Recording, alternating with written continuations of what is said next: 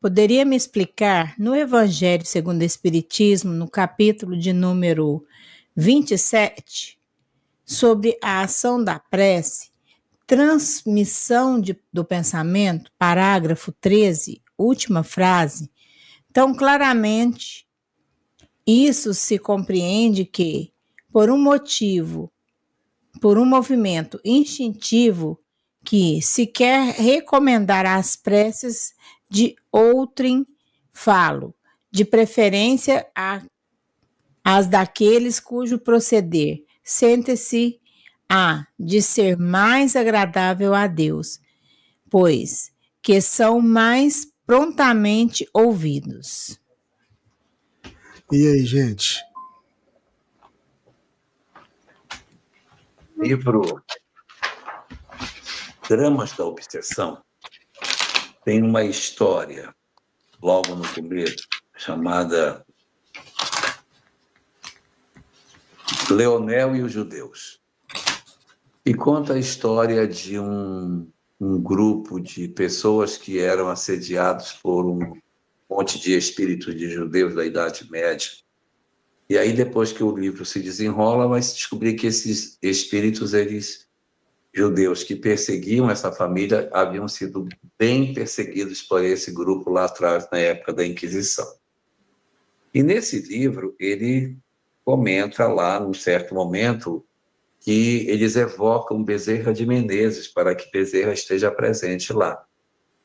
E aí você vai ver Bezerra descrevendo como é que a ação do pensamento para a prece se manifesta nele, dizendo que ele estava num determinado local, e aí, quando evocam o nome dele, ele sente um fremido, esta palavra para não ter, ele sente um fremido, um tremer no corpo dele que o chama a atenção. E ele para e se concentra para saber de onde vinha aquele pedido.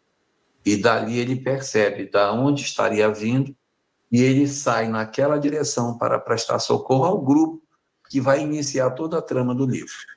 Então, a ação do pensamento para que possa ser atendido por uma entidade, isto tem a ver muito com essa conexão que você consiga manter com os espíritos a ponto de movimentar as energias e fazê-los sentir isso.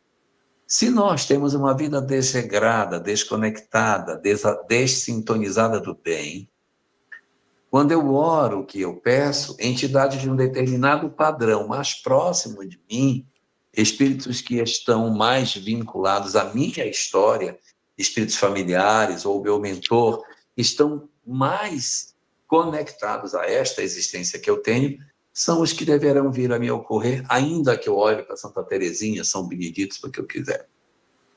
Mas à medida em que eu me desembaraço dessas nossas pequenas preocupações da vida existencial e levanto o meu olhar para uma coisa muito mais profunda que a vida possa ser, eu tenho a possibilidade de acionar mecanismos muito diferentes para que as entidades possam se perceber chamadas e elas possam vir.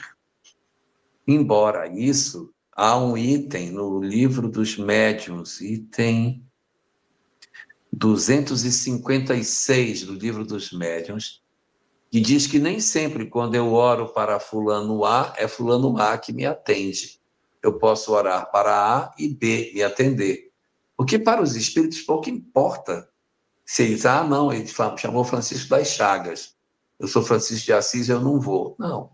As entidades atendem em função das necessidades e disponibilidades que eles possuam. E aí você pode ter um pedido para um determinado espírito sendo atendido por outro sem que isso seja nenhum tipo de problema. Até porque, aí é dito lá nesse item, o nome é o que menos importa para os espíritos já evoluídos. O que importa para eles é exercer o papel no bem.